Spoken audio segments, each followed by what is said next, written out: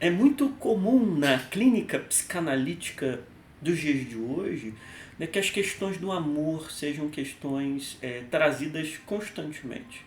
Então as pessoas procuram análise porque estão infelizes no amor, ou porque lhes falta amor, ou porque elas amam mal, amam equivocadamente, sofrem por terem relações insatisfatórias, abusivas, neuróticas, né? E a experiência clínica, a minha própria experiência analítica, a experiência de vida, me mostraram algo que eu gostaria de compartilhar com vocês. Esta é uma breve reflexão que em outros momentos será aprofundada, mas observo que relações que funcionam, relações que são relações saudáveis, são relações em que ocorre uma negociação de desejos, onde ambas as partes ficam satisfeitas e ambas as partes podem manifestar o seu desejo e podem ser acolhidas pelo outro no seu desejo.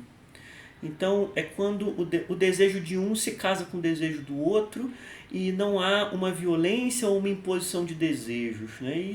Então, quando falamos de desejo, falamos evidentemente da relação com o falo. E falo, né, não é o pênis, falo não é o órgão sexual, né, mas o falo tem a ver com relação, talvez o falo tenha a ver com a relação entre um órgão e o outro.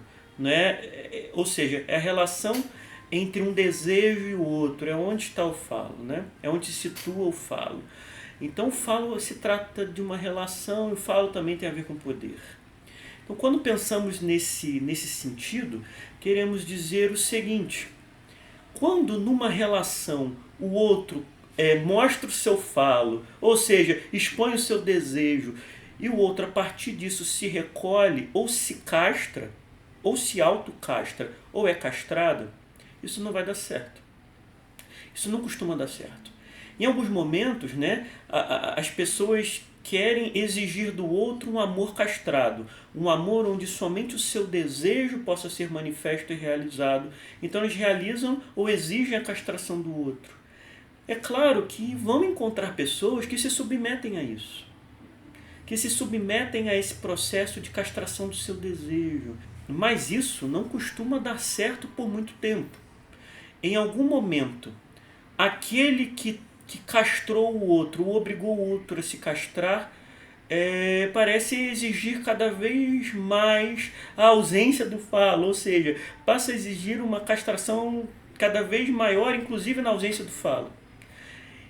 E por vezes esse outro se interessa e desinteressa pelo outro exatamente pela ausência do falo, ou seja, exige que o desejo do outro se recolha, e depois que o desejo do outro se recolhe, ele reclama, né, que falta ao outro desejo, falta ao outro falo, falta ao outro poder.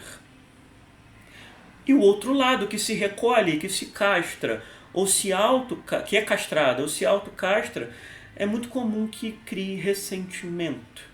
Às vezes ódio, às vezes agressividade pela castração, pelo falo que se foi, pelo seu desejo que morre. E é quase sempre por isso que as relações se tornam doentias, é quase sempre por isso que as relações deixam de ser saudáveis, é quase sempre por isso que as relações acabam.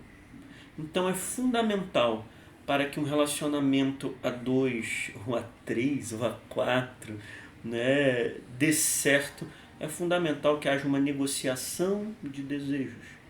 Né, para que o desejo de um se abrace, se conecte com o desejo do outro e eles possam andar em equilíbrio. Às vezes um prevalece, às vezes o outro prevalece, como numa negociação, né?